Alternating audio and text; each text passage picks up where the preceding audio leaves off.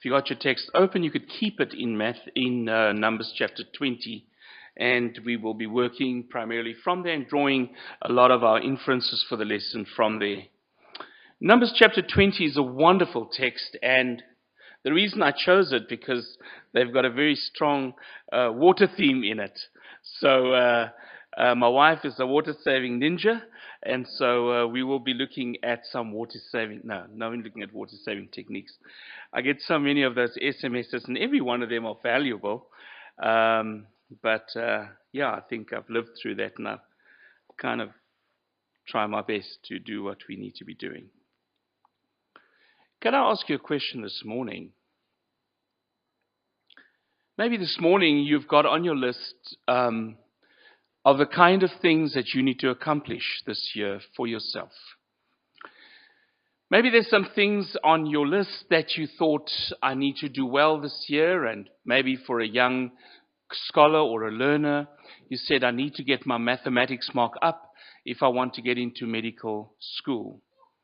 I need to get my history mark down because last year I noticed I didn't do too well.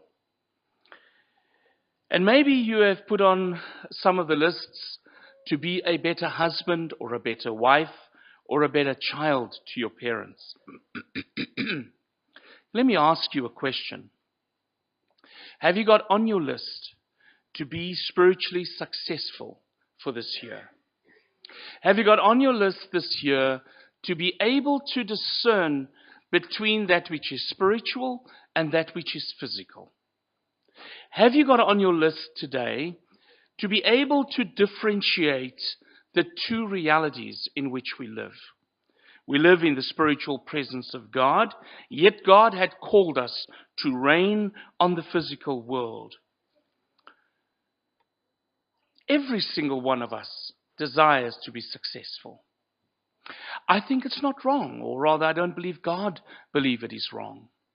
But I'm going to give you an illustration a little bit later that will give you the value of being spiritually successful this year. If you just look at Books, and I go there when I want to be alone, have a cup of coffee, and I browse through all the wonderful books that are there. And when I look at them, I see just the flooding of ideas and wonderful thoughts that are carefully put together by people that spend hours and hours together to really and truly try and make a difference in their world around them. But let me ask you a question. What are some of the suggestions that people give you? Well, some of the things I've read up recently was that if you want to be successful as an individual, you must be successful, and that'll be as a result of a good education. Some will say to you that it is a result of choosing the right or the correct career. Someone would say to you is that you can be very successful if you are tied in to the correct and the right technological literacy that's around. Others maintain that if you want to be successful, you must be successful because of the network to which you belong and on which you can have some influence or be influenced by. That means contacts, family, friends, business contacts, and associates. Image consultants will tell you that the best way to be successful is to have a proper dress, be color-coded, look good, wear certain colors when you go into a meeting, wear a certain dress when you're sitting casually. Have a nice pair of shoes, and the colors must not match because they must flow. Certain of them don't work well with your and so. And so there's an abundance of advice regarding how to be successful. Many years ago, I read a book written by a man, a wonderful guy, Jim Collins, Good to Great. And in his book, he spoke about the two qualities that make people exceptionally successful in this world. It's a very simple book, but don't be fooled by its size. It's packed with information, statistical information, and valuable information that he expounds on. And as I read through them, I started finding a familiar image coming to my mind. And the image I found was Moses.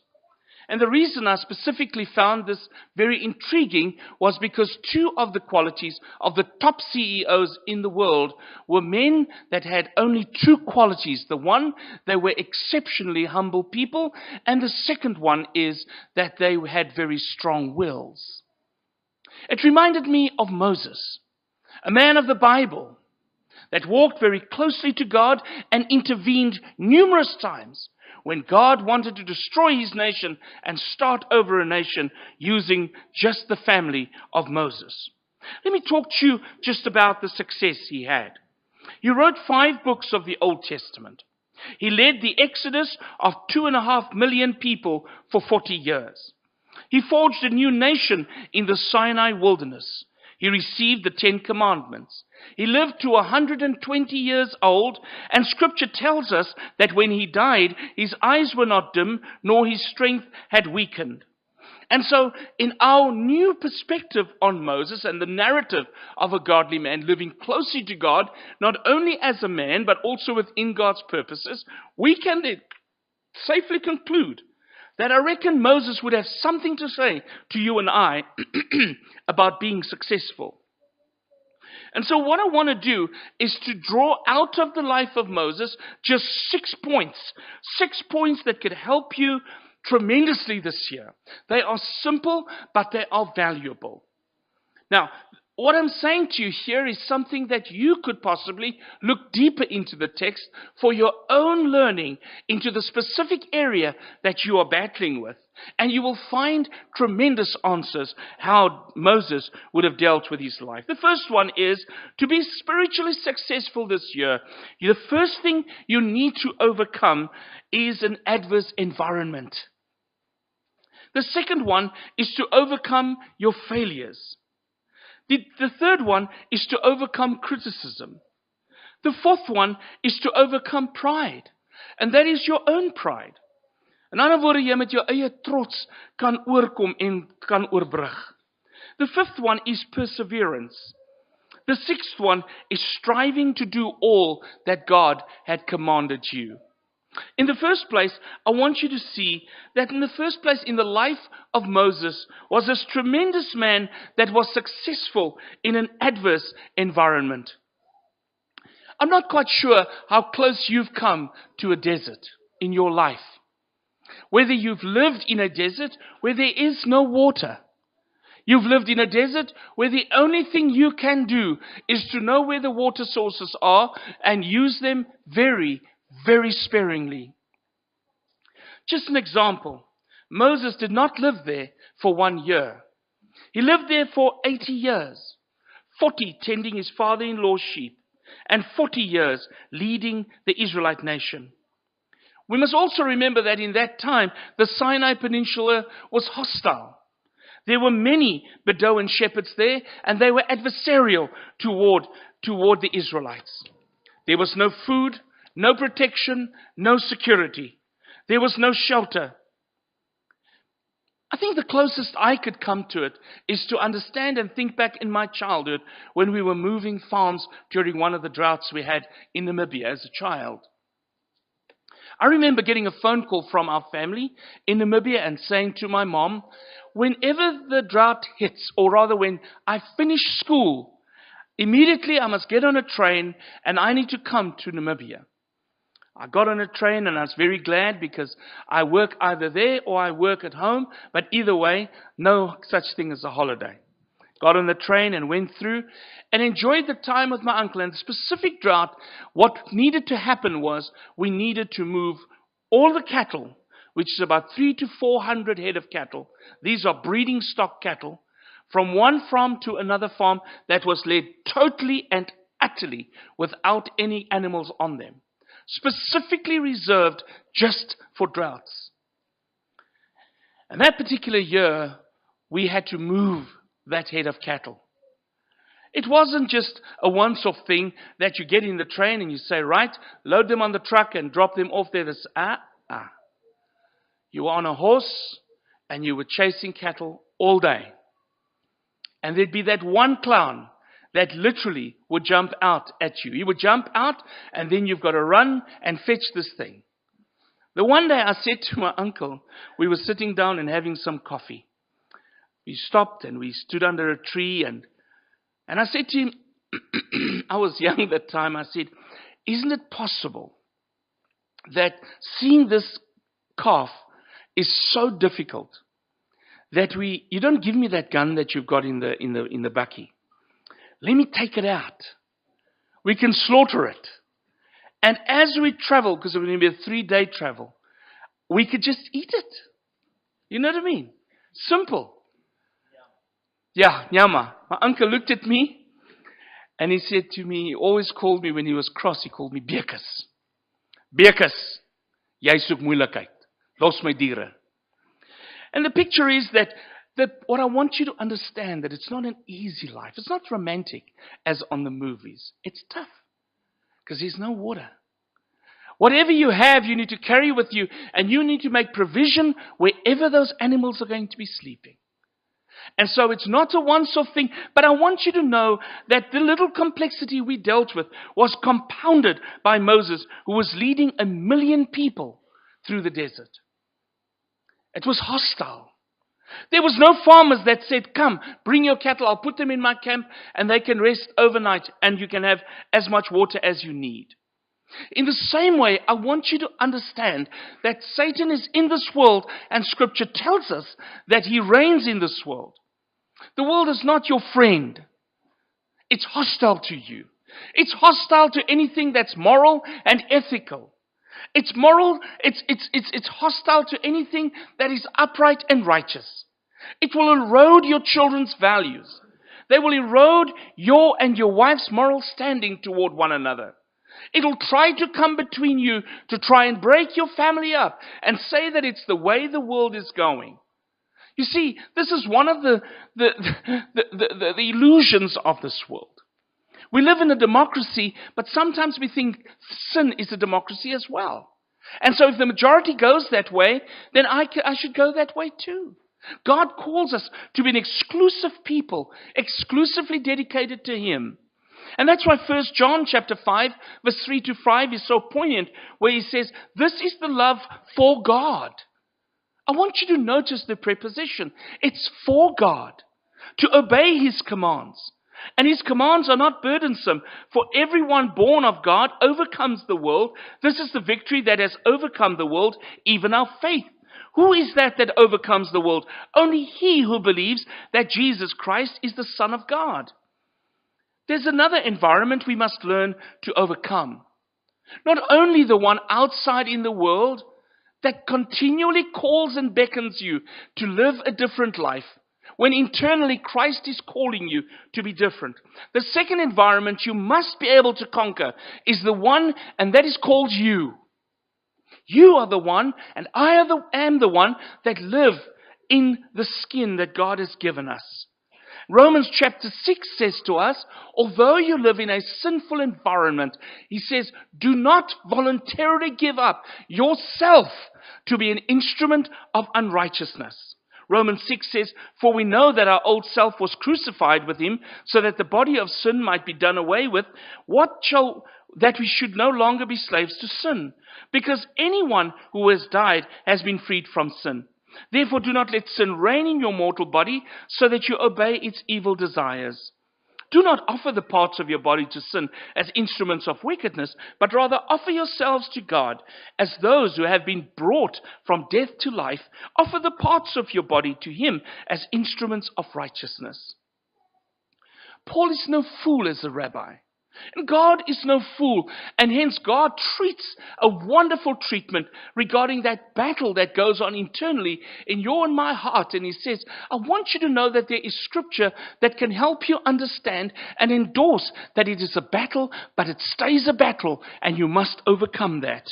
Romans 7 verse 14 to 18, Paul speaks of that constant battle. It's a battle of wills.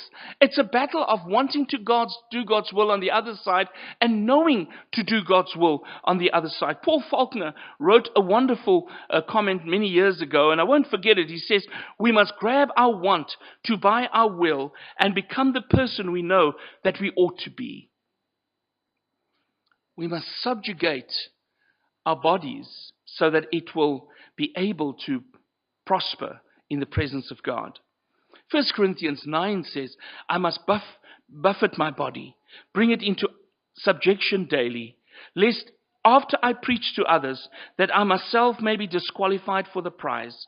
James says, sin is a result of our giving in to our own evil desires, giving in to our own lust in the flesh. I want you to do yourself a favor this year and speak to one person that has been taken by drugs. Just one. And ask them, how does it feel? You will soon realize that they are no longer master of themselves, but they're a slave to that specific fleshly desire that has captured them. I'm saying this with great sensitivity and with love. And so Christ draws us away from that, and he says, I want you to become a slave of righteousness. Ek wil hê jy moet dit doen wat geregverdigheid najag.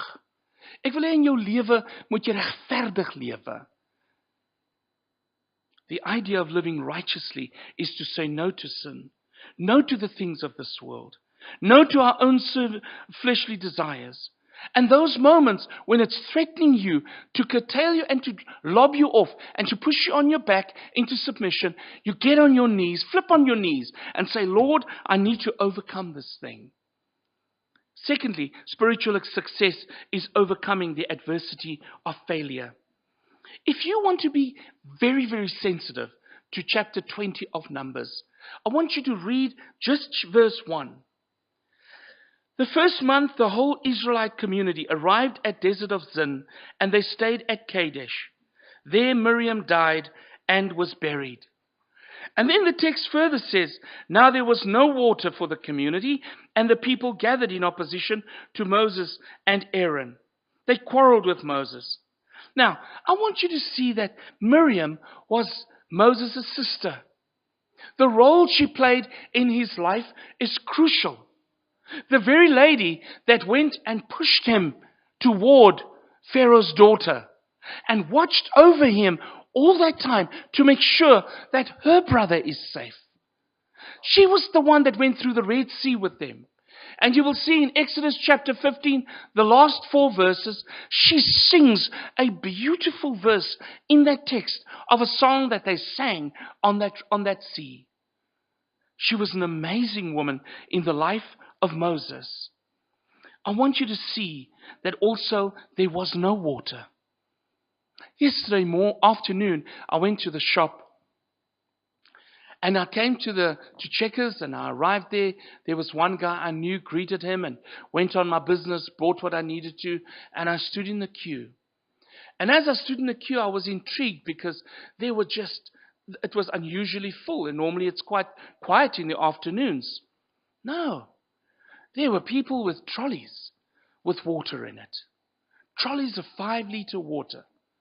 And I'm like, really? I don't take a brain surgeon to figure out that we're running out of water and day zero and all those kind of things. But I watched how impatient people became. The one lady had 2 trolleys. And she wanted to get through. She needed to get through very urgently. And sy het 'n bietjie kort van draad geraak. And I watched this interesting, no criticism toward her, but looking at the humanity and the humanness of people. Brethren, I want to say this to you, that sometimes we must remember when there's a compounding of pressure on you this year, unless you deal with it constructively, you will cave. Numbers 13 is exactly the example. You must remember that this year God had called you to be victorious. But you must understand that God's not going to walk and give you victory into your hands. You've got to earn it. You've got to earn it because He believes in you and He knows you can do it. And hence your pride and whatever accomplishment you have in God who's enabled you to do that. Numbers 13 was when the 10 spies came back and said, oh, we are grasshoppers in their sight. We feel like grasshoppers, we look like grasshoppers, and therefore we're going to act like grasshoppers and run. Let me say this to you. There's no place in the kingdom of God for a coward. Does that make sense? If you're a coward, you'll go to hell. You want to challenge me on that? Have a look at Revelation chapter 21, round about verse 8. It's a serious thing when you look at these things. So in other words, God's saying to you, thou shalt have to look at Him who's going to guide you and strengthen you through this. There's no time for caving. There's no time to be yummy, feeling sorry for yourself. Maybe you say today, Dereck, you know very little about failures, and maybe I do. But there are things like financial failures, social failures, family failures, marital failures, moral failures, spiritual failures, ethical failures, where you have bribed and lied and coerced, finessed, and whatever you have done. Know this: God is privy to all of that. The picture I want to see is that many of us have ugly failures, or had last year. But here's the key, is to be able to differentiate that was then and this is now. That was then and this is now. And Paul would say to you, yes, but you were great. Or somebody would say, you were great last year. And that might be true. Same principle. That was then and this is now. Philippians 2 will tell you that all you need to do is forget your failures, forget your successes, press on to where Christ wants you to be. Spiritual successes overcoming your failures are moments of faithlessness, are moments of being dragged down by our sin and saying, I cannot allow myself the luxury to be drawn back by the past. God has called me heavenward. The third one of spiritual success is overcoming criticism. Verse 2 through to 5, we find that Moses is the target of these people. And brethren, that is human. We find it in the newspapers that at the moment, Helen Ziller and Shame O Patricia DeLille is the target. You should have made plans, and all of that is true. And maybe there was no assistance from national government, and all of that is true. But here's the key. They quarreled with him, they resented him, they were bitter toward him, and Moses became extremely frustrated. When you read the story of Numbers chapter 20, you find that Moses, hy raak so kwaad. God tells him to touch the rock. Moses hits it twice. You with me? Before you get too uppity on Moses and say, yeah, but you're disobedient to God, and that is true. But the reality is, he has to deal with it within that environment. And so the question is, how do I deal with things when they get too much? Those moments, brethren, your prayer time becomes a holy time. Times when you are battling, you're doing your very best, and all you get is criticism, and no thank yous coming in return. This is the key. You are God's servant. Go to Him and say to Him, Lord, I'm battling. I need your help. I need your advice. Romans chapter 12 will tell you that vengeance and retaliation, it belongs to God. It's the exclusive domain of God. When you only became a slave of Christ, you surrendered those rights and you gave it up to God. You see, being a spiritual success, Peter would say, be like Jesus. He says when they insulted him, he did not retaliate. When he suffered, he made no threats. Instead, he entrusted himself to God who judges justly. Genuine spiritual success is one that, number one, knows who God is and even wishes that the critic will turn to God. Paul in Timothy says to Timothy, those who oppose you, you must instruct gently, that God grant them repentance. God has never given us the right to react to a critic. That's God's domain. Fourth one, spiritual success is wrapped up in this thing called perseverance. And maybe today you're saying to yourself, sure, it's very tough sometimes. God's saying to you, thou shalt persevere. Jy moet uithou, jy moet aanhou. Jy moet nie ophou nie. You must keep going in the right direction. I've got a wonderful friend of mine that we met yesterday morning very quickly for something else. He leaves for Korea. And I was talking to him about his spiritual life. Let me just say this to you. They have just built 480 wooden iron houses in Kailicha that were funded by the church in Korea. They've also built 16 creches. There's now plans to build another church in Kailicha. And I looked at this man. He can hardly string 10, 20 intelligible words together in English. We talk with Google Translate, by the way. We literally sit and talk. My Korean is as good as his English is. But we get together. But one thing we do know, that we both love God. And so yesterday I sat with him and I said, I shouldn't have. I said to him, how's your day start? He says, at 4 o'clock every morning, I wake up. He says, and then what I do is I walk around my house about 7 to 10 times. He says, I come into my home and then I quickly sit down and I read 7 chapters out of the Old Testament, 7 chapters out of the New Testament. And then he says, I pray for half an hour. He says, I pray for me. I pray for the church.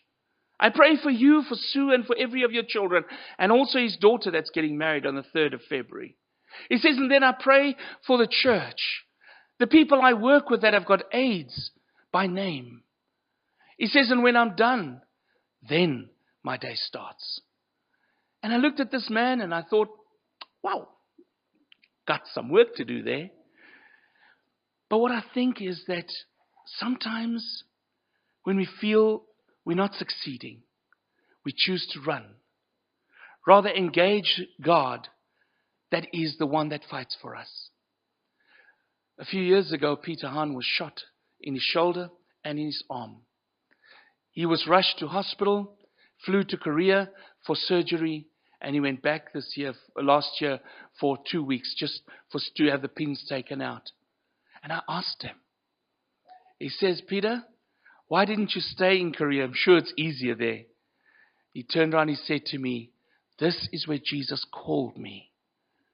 And when I looked at him, I saw the embodiment of text. Hebrews chapter 10 verse 35 say, do not throw your confidence away in God. You'll be richly rewarded if you will persevere, so that when you have done the will of God, you will receive what he has promised. Revelation speaks of it. He speaks about persevering to the end and being able to receive the crown of life. And then there's a condition attached to it, if you persevere. Spiritual success in the 5th demands that you let go of your own pride. The first failure of Moses was pride. Twofold in nature, one in thought and one in action. You see, pride will take you into places you never thought you could be. It'll move you from the inner circle to the outer circle to the periphery. From the periphery into the inner circle, because as far as you're concerned, you have got that option. God is saying to you and I want you to move from the outer circle, from the fringes, into the core. That's where spirituality and the fire burns the highest. Where the motivation and encouragement is the highest. Stop complaining. Stop trying to protect yourself. Stop trying to fight and flight whenever these challenges comes. But feed yourself daily so that you can persevere, and also address yourself that you are not your own. You have been bought at a price. Watch for Satan, brethren, when you are stressed. He will use that as leverage to unsettle you. And the final point this morning, spiritual success is found in total obedience to God. God told Moses to speak to the rock.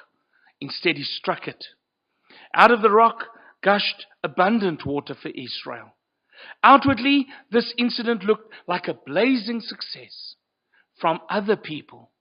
It looked good because water had come out. Moses struck it twice. And if you read the text, Moses says to them, he says, listen, you rebels, must we bring you water out of this rock? Right there, Moses, you got it all wrong. God says, I will give you water. It wasn't about you, Moses. That place where we place ourselves as the kind of top guy is going to cripple you. That place is exclusively reserved for God. It's all about Him. Now, outwardly, it looks like a success, but inwardly, God was deeply dissatisfied. And he had a spiritual collapse where God said to him, "You have dishonored me before my people, therefore you will not enter the promised land." That's how serious it is. And so sometimes we have the wrong concept of leadership. Leadership is humility. In 7:05 in the morning, July the 17th, 1981, the Hyatt Regency Hotel in Kansas City, a wonderful, beautiful hotel, popular for late afternoon tea dances, had just started. 1,500 people stood on the skywalks watching. Suddenly there was a loud crack. The fourth floor skywalk fell, hitting the ground. Then both fell onto the floor below. 100 people lost their lives. 1,300 others were injured, many seriously. And what looked outwardly like this blazing success in modern architecture, inwardly meant failure, death, injury for hundreds in a public collapse. You see, sometimes, brethren, be careful when you are so busy buffeting and looking like the Christian. Stop it. Build the internal substrate. Build the internal substrate that you can stand under these things. And no matter what comes your way, you will stand. There was a wonderful little thing said, I read on the N1, I can't even remember where it was, but it says, "A man that is on his knees never fall further than the floor." Stay on your knees before a holy God. What we learn from him, from Moses, spiritual success is not based on what great things we've done in the past. Spiritual success is not based on our obedience yesterday. Spiritual success is faithful obedience to the latest and the ultimate word of God in that time for that moment. Spiritual success is doing what God wants, because God knows what is righteous. And so today I want to encourage you. Only you know where you are with God. Only you know where you are at this moment. And I pray that all the way through we will read intrinsically into the Word of God. En daardeur ons krag kry om doelbewus ons lewens te draai na die Here toe. Miskien vandag het jy nog nie jou lewe aan die Here gegee nie. Jy het miskien nie jou lewe toegewy aan die Here nie. Jy het dit vir hom gegee, maar 'n deel van dit het jy teruggehou. And maybe today you say to yourself, "It is my choice to give what I do." Yeah, and partly it's true, but therein lies the danger. Because whatever you leave behind could possibly be an opening for Satan. Maybe today you haven't become a child of God through baptism and through obeying the gospel. That's your choice. But here's the key.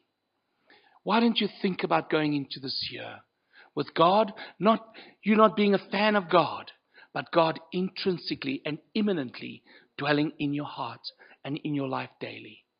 Maybe today there's sin in your life that you're battling with, that you're saying to yourself, "You know what, I really need to get rid of this stuff." Maybe today God is saying to you, "Bring me your broken life and let me deal with it." Let's stand and let us sing our song of encouragement.